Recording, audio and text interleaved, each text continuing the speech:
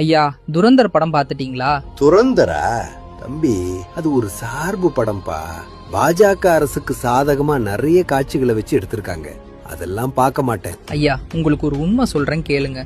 துரந்தர் படத்துல காட்டி இருக்கக்கூடிய பல காட்சிகள் உண்மைக்கு நெருக்கமா இருக்கக்கூடியதா இருக்குது.